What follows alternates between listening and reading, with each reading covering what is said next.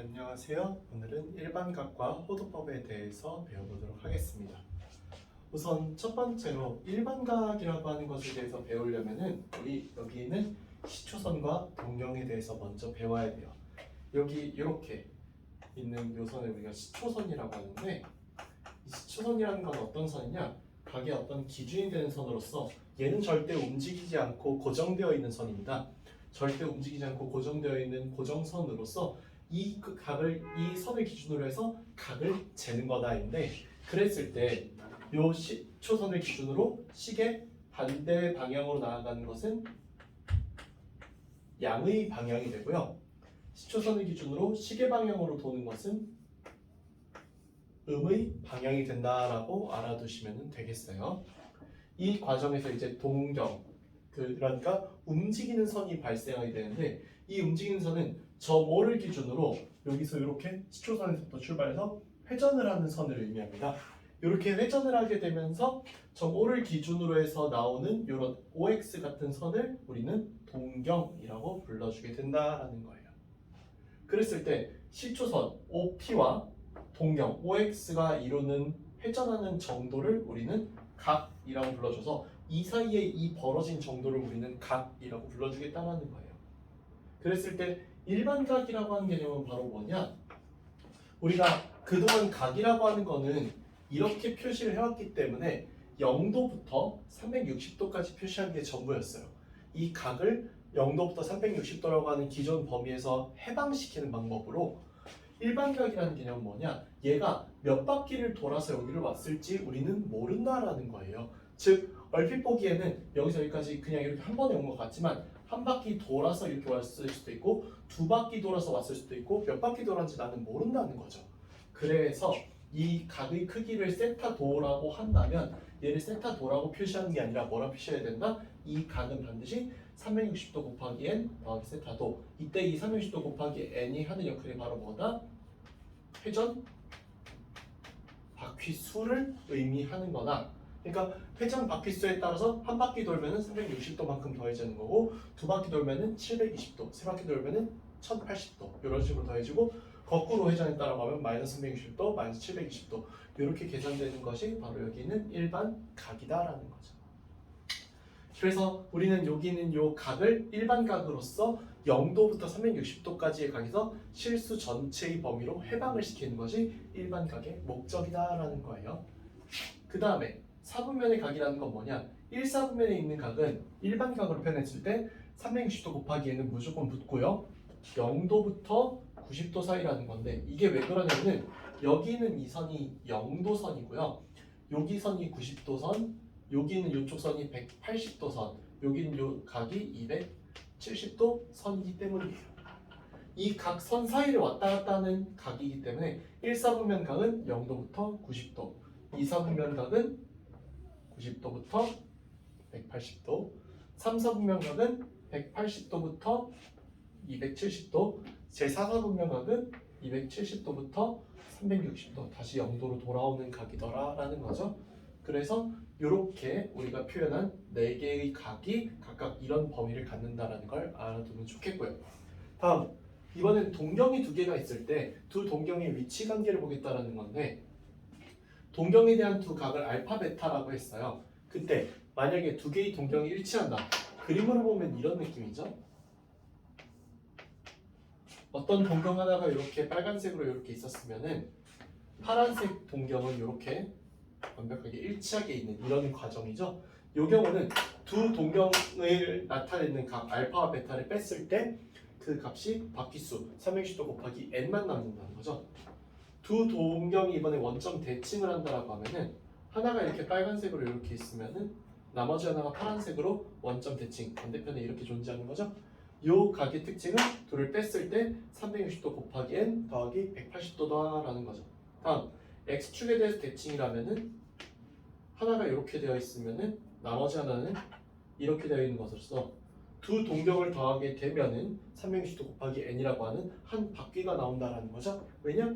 여기가 세타일 때 여기가 마이너스 세타니까 어찌 보면 당연한 결과인 거예요. 그죠? 다음, 두 동경이 y축에 대해서 대칭이면은 한쪽이 이렇게 나와 있을 때 다른 한쪽이 이렇게 나와 있다 라는 것으로서 얘는 둘이 더하면은 360도 곱하기 n 더하기 180도다. 마지막으로 두 동경이 y는 x에 대해서 대칭이면 둘이 더하면은 360도 곱하기 n 더하기 90도로 나온다 라는 걸 알아두시면 되겠어요. 다음 호도법이라는 걸 배울 건데, 요번 제가 단원명으로 잡은 것도 일반각과 호도법이기도 하지만 실제로 일반각에 대해서 이렇게 배우면서 이제 나오는 게 바로 뭐냐면은 호도법의 필요성이에요. 호도법이 왜 필요하냐면은 첫 번째로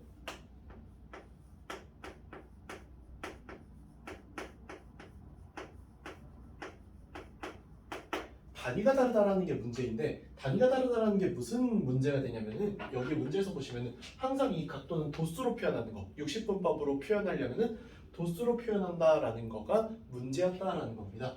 그래서 이렇게 도수로 표현한 이 방법을 아까 제가 슬쩍 말씀을 드렸는데 60분법이라고 하는데요. 이 60분법은 결론적으로 단위가 다르기 때문에 누구와? 실수는 단위가 없이 그냥 쓰잖아요. 그래서 단위가 다르기 때문에 계산에서 어려움이 많더라라는 겁니다. 두 번째로 수가 너무 커요. 무슨 말이냐?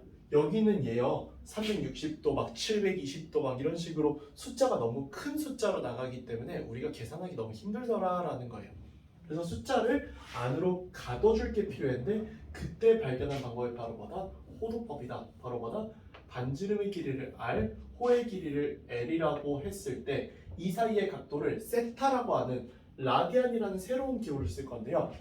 r분의 l이라고 하는 반지름과 호의 길이의 비율로 각을 표시하겠다라는 거예요. 문제는 여기서 이 두 가지 문제가 한 방에 해결되는 게, 이 문제요.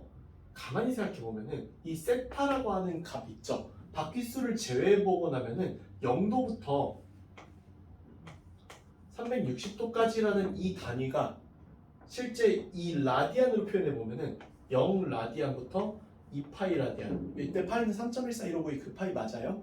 그러면은 이 값을 비교해 보면은 0부터 360도까지라고 하는 이 구성이, 즉 세 자릿수까지 나가는 구성이 0부터 6. 얼마까지라고 하는 겨우 한 자릿수에서 왔다 갔다 하는 구성으로 값이 바뀐다는 거니까 값이 얼마나 작아지는지 확인할 수 있지 않냐라는 거죠. 또한 여긴 도수라고 쓰고 여기도 원래 라디안이라고 쓰는 게 맞아요. 근데 문제는 뭡니까? 라디안이라고 하는 것은 길이분의 길이기 때문에 본래 여기는 얘 뭐가 없어요? 단위가 없어요. 왜?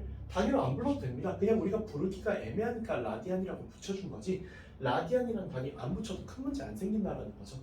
이 얘기를 반대로 얘기하면 r분의 l이라고 하는 이 순수한 크기, 길이 값으로서 세타라는 값을 나타냈기 때문에 단위가 없이 그냥 0하고 2파이라는 실수로 각을 표현할 수 있다는 거예요.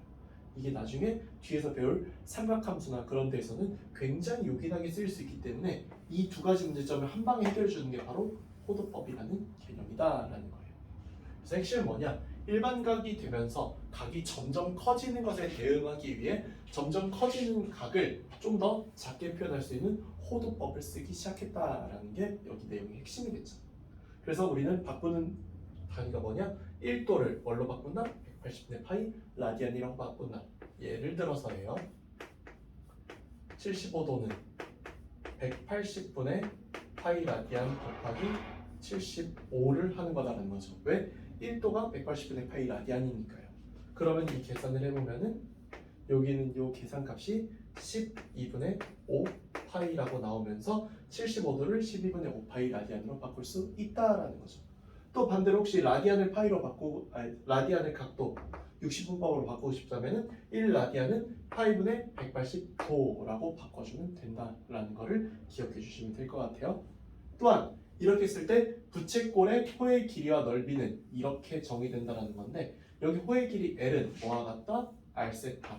R이라는 각과 세타라고 하는 라디안으로 표시된 각도로 곱해줘서 표현해도 된다라는 거죠. 다음 넓이 S는 2분의 1 RL 또는 2분의 1 R제곱 세타와 같다라는 거 외워주시면 되겠죠?